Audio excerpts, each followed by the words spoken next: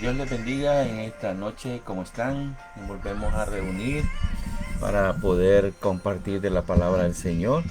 Le damos gracias a todos y cada uno de ustedes que están siendo parte de esta transmisión de Iglesia Fuente de Vida, un oasis para usted.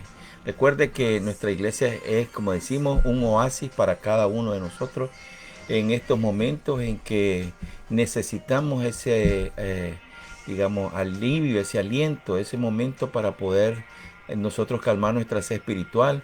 El oasis es Jesucristo, pero nosotros en San Francisco somos ese oasis que usted tiene allí para poder calmar su sed espiritual. Y queríamos darle las gracias pues a todos nuevamente los que se están uniendo a esta transmisión y a aquellos hermanos que también están compartiendo nuestra transmisión con otras personas, otros grupos, diferentes lugares, no solamente aquí en San Francisco, en los Estados Unidos, sino incluso en otras regiones mucho más lejanas de este país. Así que hoy va a ser un día diferente, no diferente, pero sí vamos a enseñar una clase, ¿verdad? En el sentido de que recuerden que vinimos caminando por el día de Pentecostés, ¿verdad? Pero sin embargo quería hacer yo mención de lo que el apóstol Pablo le dice en cada una de sus cartas, y quería también yo decirle que la gracia, que la misericordia y la paz de Dios Padre y su Hijo nuestro Señor Jesucristo sea con cada uno de ustedes en esta noche. Que en sus hogares puedan respirar la paz, que sabemos que han habido algunos acontecimientos últimamente.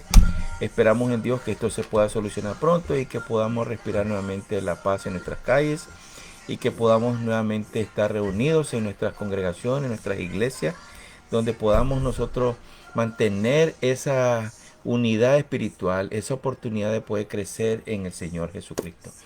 Así que vamos a hacer una oración. ¿Qué les parece? Acompáñeme si usted así lo desea. Si usted quiere hacerlo como un ruego, como usted considere, solamente pidámosle al Señor que tome control no solamente de esta enseñanza, sino también de todas las cosas, y que haya un mover del Espíritu Santo en esta nación, en los Estados Unidos, que lo necesitamos, mucho, mucho necesitamos. Señor, en esta preciosa hora te damos gracias, te damos la honra, la gloria y la alabanza. Señor, porque tú eres un Dios bueno, porque tú eres grande y tú eres digno de toda misericordia y toda alabanza. Oh Dios, y en esta noche, Señor, que estamos aquí unidos a través de este medio, transmitiendo esta enseñanza, esta forma Señor, de llegar a lo más profundo de nuestro corazón, esta reflexión que nos ayuda, Señor, para poder entender cuál es el propósito que tú tienes para cada uno de nosotros en este lugar. En el nombre de Jesús, Señor, te bendecimos, pedimos por este país, Señor, por los Estados Unidos.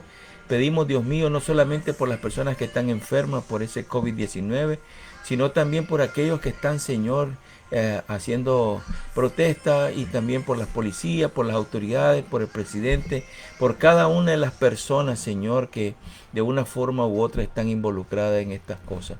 Te pedimos en el nombre precioso de Jesús, Señor, que envíes un viento de paz, Señor, que pueda haber paz en cada corazón, Señor, y que nosotros podamos seguir adelante, Señor, sobre todo en estos momentos difíciles que estamos viviendo. Te damos gracias, Señor, en el nombre de Jesús. Amén. Amén.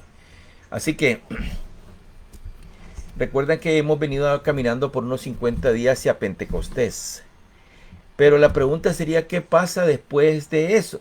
¿Acaso termina todo ahí? ¿Si acaso se acaba la historia en ese lugar? Yo creo que no. En realidad la historia comienza una nueva aventura. No solamente para los discípulos del Señor Jesucristo, sino para cada uno de nosotros que empezamos esa nueva experiencia espiritual. Y decimos una nueva experiencia espiritual porque es algo nuevo a la iglesia. Y a través de la historia de la iglesia, no solamente la iglesia primitiva, sino de los 2000 años desde que ha sido fundada, digamos, ha sido algo fundamental, ¿verdad? Este caminar espiritual, este caminar en una vida llena del Espíritu. Y precisamente eso es lo que queremos tratar.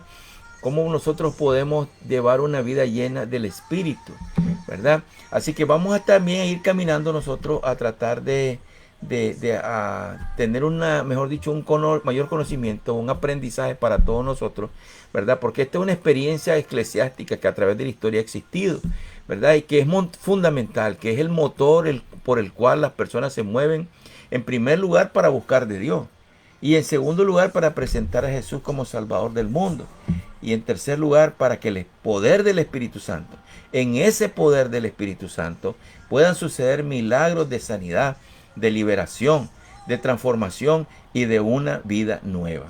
Así que esta enseñanza la vamos a hacer en dos partes, digamos.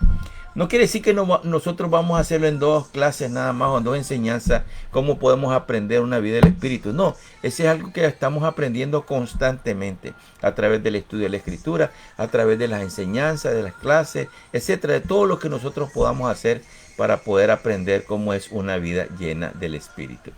Y vamos a dividir esta enseñanza, como les decía, en dos partes. La primera es la que tiene que ver mejor dicho, ¿por qué? Porque los versículos que estamos viendo van a ser versículos de bastante extensos, digamos, en el sentido de los números, una gran cantidad. Pero nos van a dar aspectos importantes de la vida de los primeros discípulos. Es decir, podremos caminar juntos nosotros para aprender cómo llevar una vida llena del Espíritu Santo de Dios. Y sabemos que estamos pendientes de abrir nuestro templo. Estamos preparados prácticamente, tenemos listo para poder comenzar. Así que estamos esperando que las autoridades pues den su último ok. Pero sin embargo vamos a esperarnos no vamos a quedarnos con los brazos cruzados, perdón, sino que vamos a empezar a desarrollar clases de escuela dominical a través de Facebook o cualquier otra forma. Y también nuestros jóvenes también van a tener sus clases a través de Zoom, ¿verdad? Que también queremos darle el movimiento que nosotros hemos venido desarrollando para que cuando hagamos la transición para llegar al templo, más o menos entremos solamente en la dinámica de lo que es el desarrollo espiritual de nuestras actividades eclesiásticas, ¿verdad? Así que anteriormente nosotros vimos cómo el Espíritu Santo descendió sobre los discípulos. Y eso habíamos hablado que fue un acontecimiento tan especial.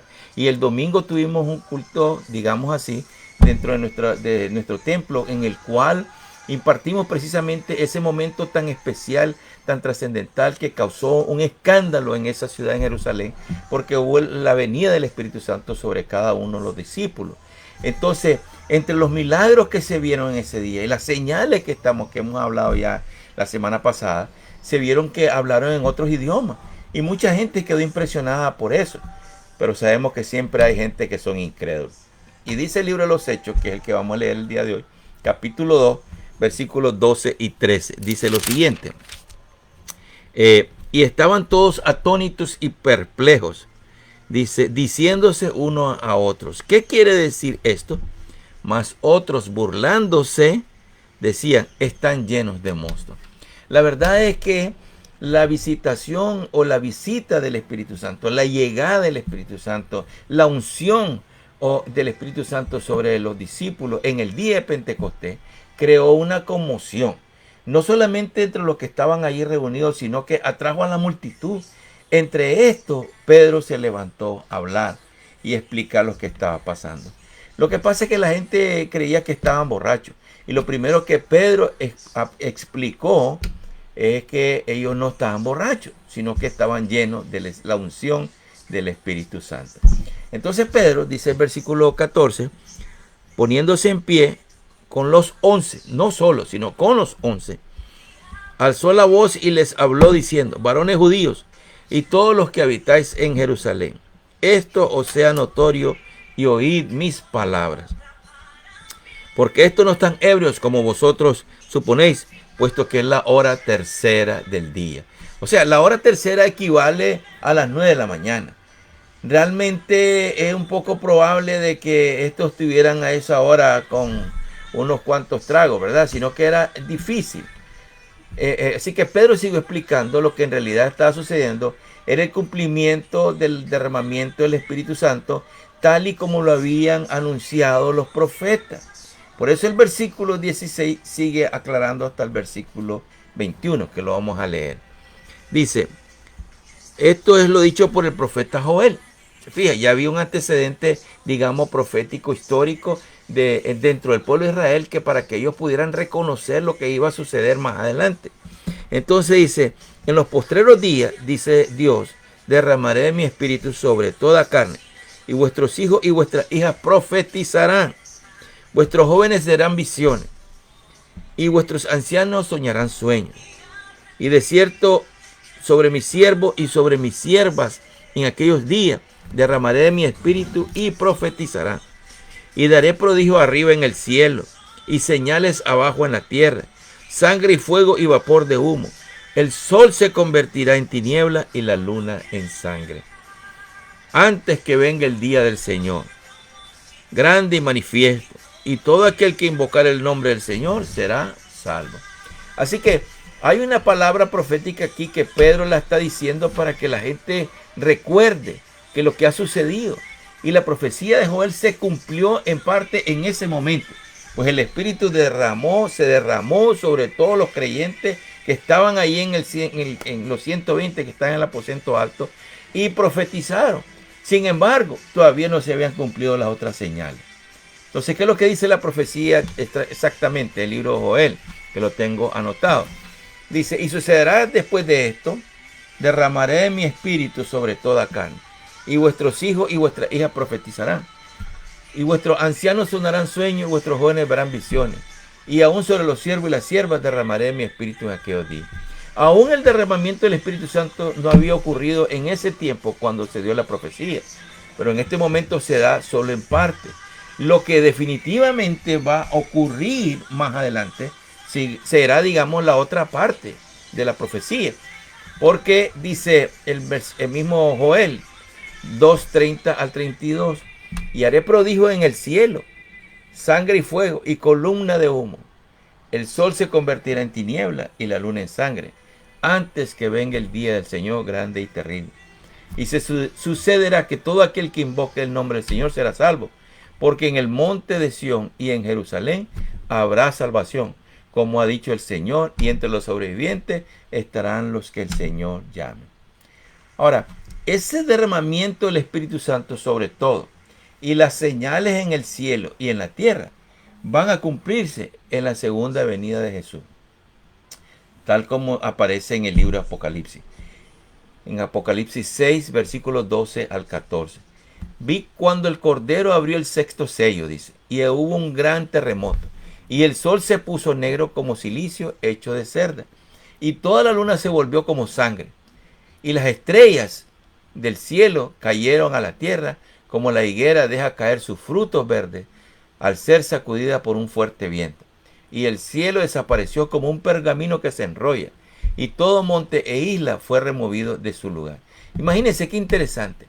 Ahora, aquí, o sea, son cosas que en aquel entonces, cuando se habla de la profecía, se menciona una parte primero, porque la otra parte importante de la profecía todavía no se había cumplido y estamos en ese proceso de cumplimiento, ¿verdad? Esperamos que muchas personas dicen que todo lo que estamos viendo nosotros ahorita, hay muchas palabras, o mejor dicho, hay profecía de que la venida del Señor está cerca, ¿verdad? Eso es un asunto de un estudio diferente, pero sí podemos decir que el Señor puede venir en cualquier momento. Ya es voluntad de Él, solo a Dios le corresponde saber el día y la hora de cuando se dé ese cumplimiento de la segunda venida de Cristo.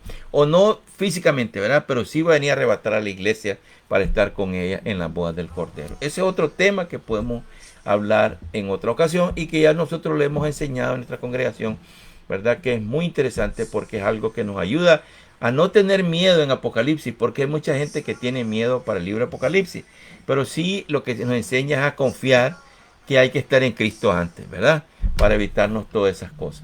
Así que muchos profetas hablaron de la venida de Mesías como que si fuera una sola venida. Pero hoy sabemos nosotros como cristianos de que son dos. En la primera, Él vino como Cordero de Dios que murió por el pecado del mundo, según Juan 1:29. Recuerden cuando fue bautizado. Pero en la segunda venida, el Mesías vendrá como un rey. Y no solo como un rey, sino como un juez de toda la tierra. Esto lo entendemos hoy con la ventaja digamos, en que podemos mirar retrospectivamente. Pero en aquel tiempo ellos no sabían. O sea que ya Jesucristo va a venir como rey y también como juez. Como el juez que va a dar en realidad, digamos, la decisión justa para cada una de las personas. no basado en nuestras propias ideas, nuestras propias convicciones o lo que nosotros creemos que debe ser, sino en lo que Dios ha determinado. Por eso al mencionar la cita en Joel, es seguro que Pedro creía que Jesús iba a regresar pronto, a lo mejor en esos días, pero no fue así. Recordemos cómo fue que Jesús les habló cuando se despidió de ellos. No les corresponde a ustedes saber los tiempos ni la época que el Padre ha fijado con su propia autoridad. En el libro de los Hechos, capítulo 1, versículo 7. Así que no era algo que pudiera entenderse en ese momento, pero el Señor le había ido dando una revelación progresiva conforme pasaba el tiempo y a la medida que nosotros nos vamos acercando a ese día. Porque crea usted o no quiera creerlo, a lo mejor usted duda, a lo mejor usted piensa que estamos hablando cosas que no son correctas, pero le voy a decir una cosa honestamente, ese día va a llegar, quiera usted o no quiera, querramos o no querramos, ese día va a llegar. Porque va a venir un día en que Jesús va a venir a reinar en la tierra, está escrito y nosotros lo creemos porque así va a pasar, ¿verdad? Así que lo más importante del discurso de Pedro fue lo que dijo a continuación. Vamos a ver lo que dice. Dice, varones israelitas, oí estas palabras. Jesús Nazareno, varón aprobado por Dios entre vosotros con las maravillas, prodigios y señales que Dios hizo entre vosotros por medio de él, como vosotros mismos sabéis. A este, hablando de Jesús, entregado por el determinado consejo y anticipado conocimiento de Dios, prendisteis y matasteis por manos de inicuos, crucificándole. Al cual, o sea, hablando de Jesús, Dios lo levantó suelto los dolores de la muerte, por cuanto era imposible que fuese retenido por ella. ¿Y por qué? Porque Jesús resucitó al tercer día. La muerte no lo pudo retener. Y eso es la parte fundamental de nuestra fe. Nosotros, si no hubiera resucitado Jesús, vana sería nuestra predicación, vana sería nuestra fe. Pero Jesús resucitó. Y no solamente eso, sino que envió al Consolador, que es el Espíritu Santo, para que no solamente se presente el día de Pentecostés, sino que esté con nosotros hoy y para siempre. Así que dice, porque empieza a hablar ya después de David, ¿verdad? Entonces, lo más importante del discurso de Pedro fue lo que dijo a continuación, como estábamos leyendo, hablando de Jesús y de toda su obra de la redención. Y les explicó que Jesús era el Mesías, pero lo dijo en palabras que ellos pudieran comprender. Mejor dicho, para poder entender el discurso de Pedro, debemos tratar de meternos en la mente de esas personas en ese tiempo y descubrir por qué Pedro les habló a ellos así. Porque la verdad es una cosa, nosotros a veces hablamos y creemos que todas las audiencias son iguales, y no todos son iguales. Nosotros podemos hablar de un mensaje y tal vez hay personas que no entienden porque nunca han leído la Biblia, menos que sepan lo que es el derramamiento y lo que es la unción del Espíritu, no saben, pero necesitan venir a Cristo, necesitan conocer a Jesús como su Salvador para empezar a aprender lo que es la doctrina bíblica. Pero eso es parte de una vida espiritual. Y por eso estamos hablando de lo que es vivir una vida en el Espíritu. Porque es una vida totalmente diferente, una vida cambiada. Entonces Pedro, la primera prueba que presentó para exponer que Jesús es el Mesías, fueron las señales y los milagros que él hizo. Recuerden, porque él comienza diciendo de que hizo muchas maravillas, prodigios y señales por medio de Jesucristo. Dios lo hizo por medio de Jesús. Ahora, no había nada que pudieran decir ellos porque sabían exactamente que él había sacado al leproso, había sanado al leproso, que era una de las enfermedades más terribles que había en esa época, que la gente tenía que apartarse para que nadie se infectara, igual que nosotros ahora tenemos que estar cada 6 pies apartados por si hay alguien infectado que no sabemos, para que nosotros no nos infectemos. O sea, en aquel entonces era la lepra era, digamos, el COVID-19 de aquella época. Entonces, hoy nosotros tenemos que también digamos, el deber de cuidarnos. Pero Jesús sigue haciendo maravillas. Él sigue sanando a las personas. La gente se levanta, muchos salen de los hospitales ya casi muertos. Dios los levanta y nuevamente para que den testimonio, porque muchos están dando testimonio del milagro que Jesús está haciendo en sus vidas. Entonces, Jesús hizo milagros, sanidades. Él levantó a Lázaro de los muertos, al hijo de la viuda de Naín. Fue a la casa de Jairo y habló con la niña, le dijo: Tabita, levántate. Y la niña se levantó. Entonces, ¿qué pasa? Habían, digamos, antecedentes. Ya la gente sabía que Jesús había hecho milagros, prodigios y señales que Dios hizo, dice, por medio entre medio de vosotros, por medio de él, como vosotros mismos sabéis. Ellos no podían decir que no. Entonces, por eso Pedro utilizó ese argumento para poder exponer la primera prueba de que Jesús era el Mesías. Así que muchas veces el Señor hace milagros para convencer a la gente y revelar quién es Él. Muchas veces las personas suelen impresionarse más por esto que los propios discursos. Y eso es lo importante.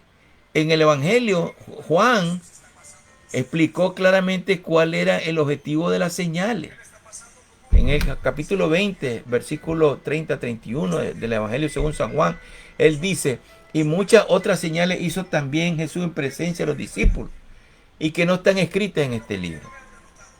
Pero estas se han escrito para que creáis que Jesús es el Cristo, el Hijo de Dios, y para que al creer tengáis vida en su nombre. Imagínense, qué clase de declaración la que está hablando aquí el apóstol Juan. Jesús hizo muchas otras señales en la presencia de los mismos discípulos que no están en la Biblia. Aquí hay 66 libros. Y ahí hay escritas en el Nuevo Testamento, sobre todo en los evangelios, en los 4 evangelios, aparecen muchas cosas que Jesús hizo, de milagros, etcétera, sanidades, liberaciones, etcétera, muchísimas cosas. Sin embargo, no todas están escritas aquí. Y podemos ver más adelante que cuando el Señor Jesucristo se fue y vino el Espíritu Santo para los discípulos y ellos empezaron a desarrollar la iglesia primitiva, vemos que ellos empezaron a hacer señales en el poder del Espíritu Santo también.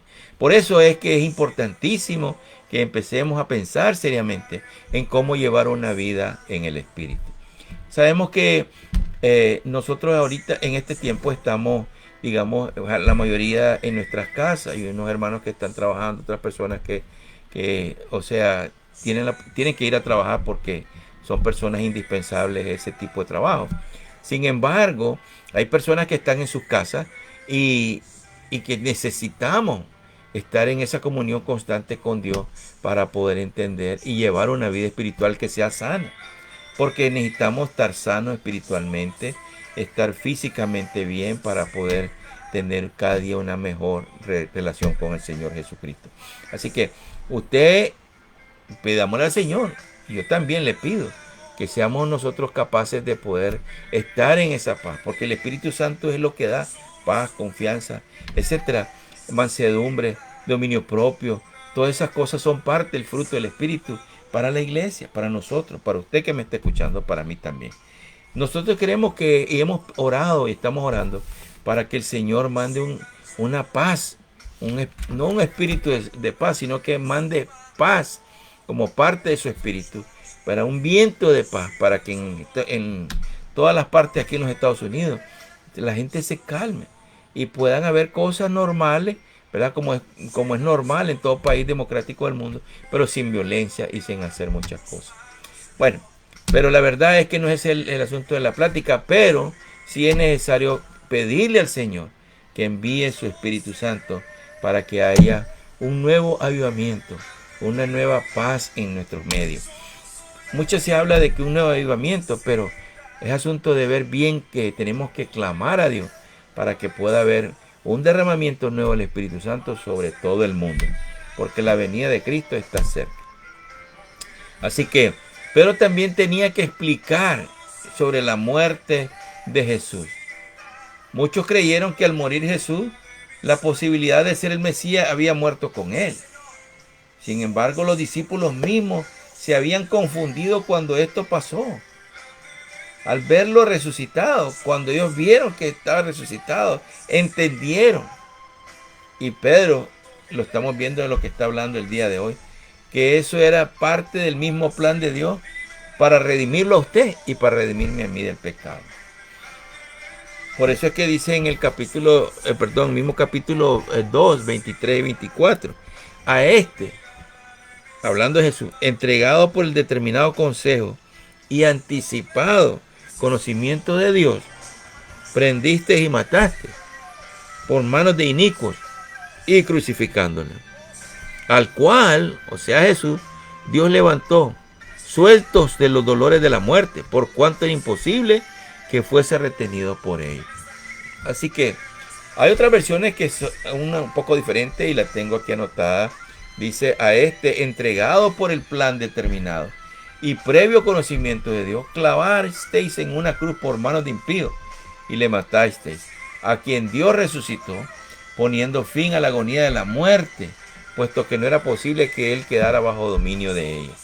O sea, la verdad es que esta es una declaración muy importante que también Pedro tenía que darla a conocer en ese momento, porque la gente tenía que estar segura de que Jesús había resucitado de la muerte, aunque ellos lo habían matado, hablando de los líderes, ¿verdad?, de la época, pero también había prueba indubitable, o sea que no se podía dudar, una prueba legítima de que Jesús había resucitado de los muertos, porque muchas personas lo vieron, ¿verdad? Y la Escritura habla que Jesús se le apareció a 500, ¿verdad? Y después se le apareció a los discípulos, se apareció a muchos lugares y mucha gente lo pudo ver. Por lo tanto, no hay, digamos, alguien que pueda dudar de ello.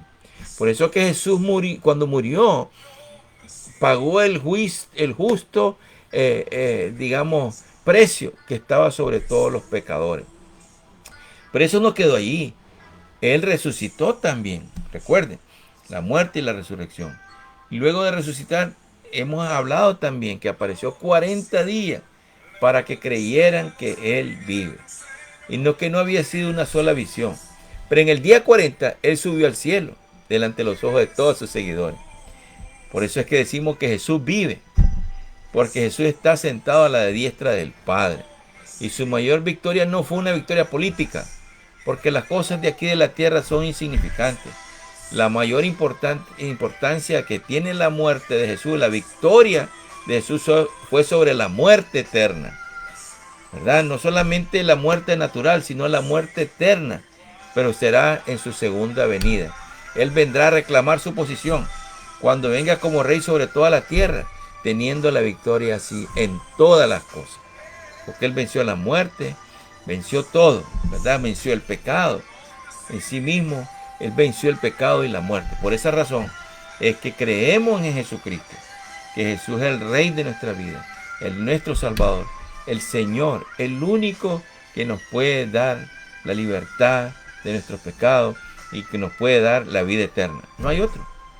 Y precisamente decimos que venció la muerte eterna, porque con Cristo no hay muerte eterna. Físicamente sí, todos vamos a partir un día, pero la muerte eterna, eso es algo que permanece, ya sea la vida o la muerte, cualquiera de las dos. Queremos la vida, busquemos de Dios, busquemos de Jesucristo, porque solamente en Él podemos tener la vida eterna. En Jesucristo, el Hijo de Dios, que murió por sus pecados y los míos. Entonces, Pedro hace referencia también al rey David. Y nosotros nos podría parecer que se salió del tema. Pero para esa audiencia, esa gente que estaba allí, era el tema del día. Según la tradición en aquella época, en esa fecha murió el rey David. Por lo tanto, él estaba en la mente de todas las personas, porque era la fiesta de la semana, como hemos hablado, más conocido hoy como el día de Pentecostés.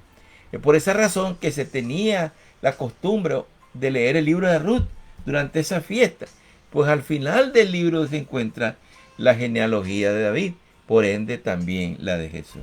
Entonces era algo trascendental cómo Dios funciona de una manera en que a veces nosotros no entendemos, pero en ese momento Pedro hizo referencia a eso y dijo que le era algo que le era familiar, que era conocido a la gente sobre el rey David, y citó un salmo para explicar lo que David profetizó acerca de Jesús. Por ejemplo, dice, versículo 25 al 28. Porque David dice de él, veía al Señor delante de mí, pues está a mi diestra y no seré conmovido. Por lo cual mi corazón se alegró y se gozó mi lengua, y aún mi carne descansará en esperanza. Porque no dejarás mi alma en el Hades, no permitirás que tu santo vea en corrupción. Me hiciste conocer los caminos de la vida, me llenarás de gozo con tu presencia. Imagínense, aquí Pedro estaba citando el Salmo 16, ¿verdad? Dice, está hablando en lo que hemos leído es el libro de los Hechos, capítulo 2, 25 al 28. Pero estamos hablando del Salmo 16 también porque en el Salmo habla de una forma un poco diferente. Y dice, el Señor he puesto constante o continuamente delante de mí, porque está a mi diestra, permaneceré firme. Por tanto mi corazón se alegre y mi alma se regocija. También mi carne morará segura. Pues tú no me abandonarás mi alma en el Seol, ni permitirás que tu santo vea en corrupción. Me darás a conocer la senda de la vida, en tu presencia y plenitud de gozo, a tu diestra deleites para siempre. O sea, la gente sabía realmente lo que Pedro estaba hablando. Sabía porque ese es un salmo reconocido por toda la gente en Israel. Pero eso les dijo entonces para quererles explicar algo diferente. Pedro explicó que el Mesías no iba a venir a salvarlo de la opresión romana. El plan divino de redención para la humanidad va más allá de la cosa material, porque nos salva de la muerte eterna. Por eso, con eso en la mente, el justo, o sea, hablando de Jesucristo, pagó por los pecadores en la cruz. Jesús murió como Cordero de Dios, que quita el pecado del mundo, de acuerdo a lo que está en Juan 1:29. Y todo aquel que cree en él será salvo. Juan 3:16. Así que como escribió David, Jesús no se quedó en el Seol, sino que resucitó a una vida eterna. De la misma forma, el Señor nos salva de la muerte eterna y nos da a conocer la senda de la vida. Por eso es que dice en Juan 14:6, yo soy el camino, la verdad y la vida. Nadie viene al Padre sino por mí. Y una de las tradiciones judías en aquella época de la cosecha del trigo y era proclamar, David, el rey de Israel, vive para siempre. Pedro hace alusión a este dicho y explica que no es el rey David quien murió y resucitó, sino su descendiente, Jesús el Mesías. Así que, qué tremenda estas palabras, y sobre todo que son versículos que contienen mucha información, algo que nos ayuda a nosotros a conocer, ¿verdad?, el momento histórico que estaban sucediendo los hechos, que nos ayuda también a entender por qué se utilizaron esas palabras, el por qué Pedro, lleno del Espíritu Santo, pudo hablarle a gente que tenía mucho conocimiento de la Torá, de la ley, etcétera, y que Pedro, un hombre que era prácticamente un hombre que había trabajado solo en el mar, o sea, era pescador, y por lo tanto no era un hombre que tal vez tuviera un gran conocimiento bíblico. Sin embargo, lleno del Espíritu Santo, habló de tantas cosas, ¿verdad? Tantas cosas que el Espíritu Santo le puso en su boca para que hablara, para que las personas pudieran entender que no era David, sino que su descendiente, Jesucristo, el Mesías del pueblo de Israel. Así que en esta noche vamos a dejarlo aquí para poder continuar con la próxima semana, y recordándoles que el domingo tenemos nuestro culto a las 11:30 de la mañana y también a las 6 de la tarde. Con el favor de Dios queremos ya empezar a programar nuestra escuela dominical, como les informaba, para que podamos recibirla ya sea en línea para los que no pueden asistir cuando vayamos a estar en el templo, y podamos continuar, ¿no?, siempre con esa relación para poder llevar una vida llena del Espíritu. Recuerde que esa es una vida que no se acaba con una enseñanza. Eso es una vida que es de una relación. La relación con Dios, de Dios conmigo y de yo con Él. Así que por lo tanto vamos a tratar de ir explicando cómo podemos nosotros mejorar nuestra relación con el Señor y llevar una vida en el Espíritu. Así que vamos a orar y que el Señor me los bendiga ricamente. Amantísimo Dios y Padre nuestro Señor Jesucristo, te damos gracias en esta noche por esta oportunidad que nos da, Señor, de poder participar en esta enseñanza, Señor, en este estudio, Señor, de que cómo podemos nosotros ser llenos de tu Espíritu Santo y de cómo, Señor, nosotros podemos llevar una vida llena del Espíritu. Señor, muchas veces estamos vacíos, Señor, y necesitamos estar llenando nuestra mente, nuestros corazones, Señor, nuestra alma, de tu palabra, Señor, del mensaje, Señor, que tú tienes para cada uno de nosotros. Te pedimos en el nombre poderoso de Jesús, Señor, que bendiga a cada uno de mis hermanos y amigos, Señor, que se han conectado en esta noche, para que puedan, Señor, juntos, y nosotros también, como iglesia, podamos juntos, Señor, también llegar a ese momento especial de que podamos decir, Señor, estoy llevando una vida como a ti te agrada. Señor, estoy queriendo que tu Espíritu Santo me llene para ser lleno de tu Espíritu y poder llevar una vida como Señor espiritual, como a ti, Señor, desea con todo, para cada uno de nosotros. En el nombre de Jesús, Señor, guarda a mis hermanos, Señor, bendícenos y prepáranos para todo lo que tenemos programado hacerlo, Señor, que lo hagamos conforme a tu santa y bendita voluntad. En el nombre de Jesús, Señor. Amén. Así que Dios me los bendiga. Cuídense, recuerden que Oasis Fuente de Vida, un oasis para usted. Así que los esperamos y sigan conectándose con nosotros y comparta. Si usted tiene a bien compartir y podamos transmitir la palabra del Señor a muchas otras personas que no conocen de Cristo. Que eso es lo más importante, el mensaje de la salvación. Dios me los bendiga. Buenas noches.